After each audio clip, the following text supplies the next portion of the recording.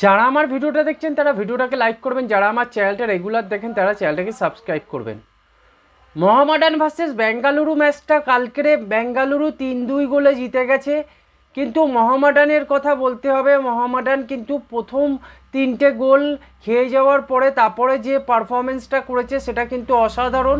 বিশেষ করে গোলকিপার যখন রেড কার্ড খেয়ে যায় তারপরে মোহামেডান দুর্দান্ত খেলেছে।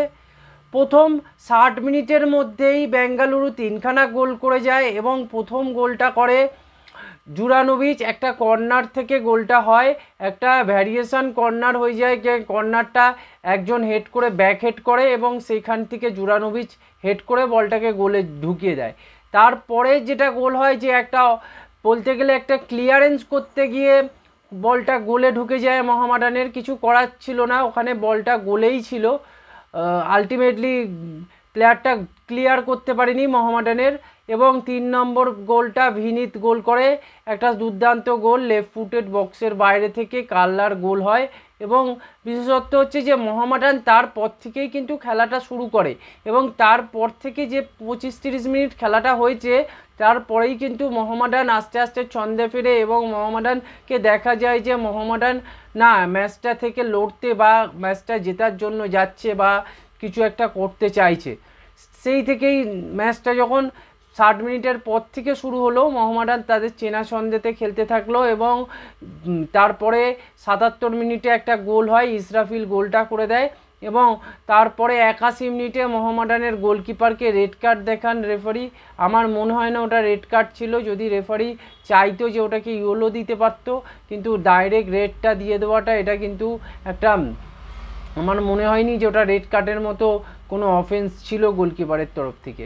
এবং রেড কার্ড খেয়ে যাওয়ার ফলে তারপরে 10 জন হয়ে যায়, এবং 10 জন হয়ে দীপু হালদার দুর্দান্ত একটা ফ্রি কিক সেভ করে সুনীলের, বলতেই হবে অসাধারণ। এবং তারপরে লাস্টের যেই গোলটা করলো মোহিতোস, সেটা কিন্তু এক কথায় স্টানিং গোল বলা চলে, যে অসাধারণ বললেই কম হবে। একদম মাঝমাঠ থেকে বলটা মারলো, একদম রাইজিং শ্যুট হয়ে গেল পুরো, একদম কিকিং পাওয়ার যা ছিল শটের মধ্যে, যে পাওয়ারটা সেটা দেখার মতো ছিল, পুরো রাইজিং শ্যুট, মানে এক লেভেলে চলে গেল বলটা রকেটের মতো। গোলকিপারের কিচ্ছু করার নেই, ওয়ার্ল্ড ক্লাস গোল। এই ডুরান্ড কাপের সর্বসেরা গোলটা আমরা দেখে নিলাম মোহিতোসের পা থেকে। যখন স্টার্ট হয় তখনই খেলাটা শেষ হয়ে যায় আলটিমেটলি। আর মোহামেডান যে 3 নম্বর গোলটা করে যে আরেকটা শোধ করার চেষ্টা করবে, সেই সুযোগটাই মোহামেডান পেল না, এটাই হচ্ছে মেন কথা। আর বলতেই হবে যে যদি মোহামেডানের একটু লাক ফেভার করতো, যেই বলটা গোলকিপার এগিয়ে এসেছিলো ওটা তুলতে গেছিলো, বলটাকে একটা চিপ করে গোলকিপারের মাথার ওপর দিয়ে, ওটা যদি ঠিকঠাক যদি হয়ে যেত তাহলে কিন্তু মোহামেডান অবশ্যই 3-3 করতে পারতো। ওটা একটা লাক ফেভার করে গেছে বলতে পারেন বেঙ্গালুরুর, তাই জন্য বেঙ্গালুরু হয়তো ম্যাচটা জিততে পেরেছে, না হলে অলমোস্ট মোহামেডান 3-3 করেই মাঠটা ছাড়তো। কারণ বেঙ্গালুরু যতই ভালো খেলুক না কেন প্রথম দিকে, মোহামেডান তার লাস্টের দিকে যে পারফরমেন্সটা তুলে ধরেছে সেটা কিন্তু অত্যন্ত প্রশংসনীয়, এবং অপোনেন্ট টিমের প্লেয়াররাও কিন্তু মোহামেডান টিমের এই খেলাটাকে কিন্তু প্রশংসা করেছে। এবং বিশেষ করে যেভাবে 3 গোল খেয়ে যাওয়ার পরে তারপরে যেভাবে একটা বেঙ্গালুরুর মতো দলকে 2 গোল দিয়ে কামব্যাক করার একটা যে চেষ্টা, 3 গোল করেও দিতে পারতো মোহামেডান লাক ফেভার থাকলে। যদি এই পারফরমেন্সটা দেখা যায় তাহলে কিন্তু মোহামেডানের পারফরমেন্সকে অবশ্যই ভালো পারফরমেন্স হিসেবে চিহ্নিত করতে হবে, কারণ মোহামেডানের কাছে কিন্তু কোনো বিদেশি প্লেয়ার নেই এখনও অবধি, কোনো বড় প্লেয়ার নেই। ইয়াং ট্যালেন্টেড প্লেয়ারগুলো কিন্তু এইভাবে বেঙ্গালুরুর সাথে লড়লো, মানে বুঝতে হবে যে এদের মধ্যে কিন্তু প্রতিভা আছে, এরা কিন্তু আগামী দিনে মোহামেডানের একটা ভালো ফুটবলার হয়ে উঠতে পারে।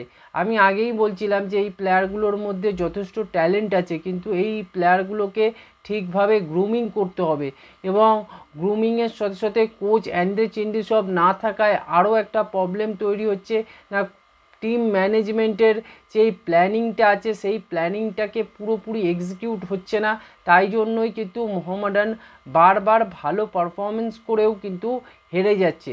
মনে রাখবে ফুটবলে কিন্তু কোচই শেষ কথা বলে, এবং যদি আপনার ম্যানেজার বা কোচ যদি ভালো না থাকে, বা যদি দেখা যায় যে 1 নম্বর ম্যানেজার, যে আপনার পার্মানেন্ট ম্যানেজার বা কোচ সে নেই, তখন কিন্তু তুমি যতই ভালো ফুটবল খেলো না কেন, যতই ভালো টিম নামাও না কেন, তোমার টিম কিন্তু ভালো পারফরমেন্স করবে না।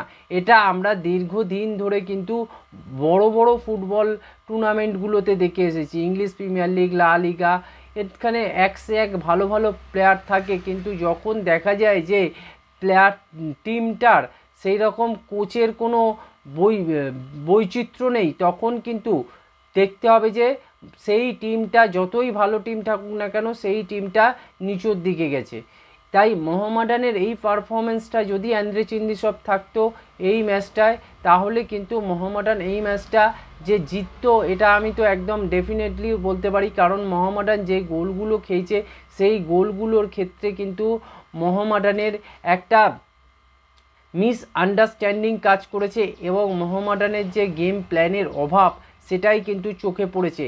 বারবার বলছি, মোহামেডান যে ক্রসিংগুলোটা বুঝতে পারছে না। আজও একটা কর্নারের একটা ক্রস থেকে কিন্তু গোল খেয়ে গেল মোহামেডান। তার সাথে একটা তো বলতে গেলে যে একটা সেম সাইড গোল হয়ে গেছে, ওই গোলটা নাও হতে পারতো মোহামেডানের ক্ষেত্রে। এই একটা হলো। আর একটা বলতে গেলে যে কার্লার যে ফিনিশিংটা ওটা ভালো করেছে, কিন্তু কোচ যদি ভালো থাকতো আমার মনে হয় ওখানে প্লেয়ারটাকে মার্কিং করা যেত। এমন একটা জায়গা থেকেও কার্লিং ফিনিশিংটা করেছে, সেই জায়গাটায় মার্ক করে দিতে পারতো অ্যান্দ্রে চিন্দিসব থাকলে। তাই বোঝাই যাচ্ছে যে ব্যাঙ্গালোর ম্যাচে মোহামেডান কিন্তু ফুটবল খারাপ খেলেনি। মোহামেডান যথেষ্ট ভালো ফুটবল খেলেছে, কিন্তু পুরো সিস্টেমটা এখনও তৈরি না থাকার জন্য, তাই জন্যই কিন্তু আমার মনে হয় মোহামেডান টিম একটু সাফার করছে, এবং মোহামেডানের যে বেস্ট পারফরমেন্সটা ওটা উঠে আসতে একটু টাইম লাগছে। তাই আমার বিশ্বাস যে মোহামেডান খুব তাড়াতাড়ি তাদের চেনা ছন্দে ফিরবে, এবং কোচ অ্যান্দ্রে চিন্দিসবকে খুব তাড়াতাড়ি মোহামেডান আনার চেষ্টা করছে, এবং যত তাড়াতাড়ি মোহামেডানে এসে যোগ দিয়ে টিমটাকে সামলায় তিনি, সেটাই কিন্তু মোহামেডানের জন্য ভালো হবে। এই ছিল আজকের ভিডিও। আপনারা চ্যানেলটাকে সাবস্ক্রাইব করবেন, ভিডিওটাকে লাইক করবেন, ভিডিওটাকে শেয়ার করবেন।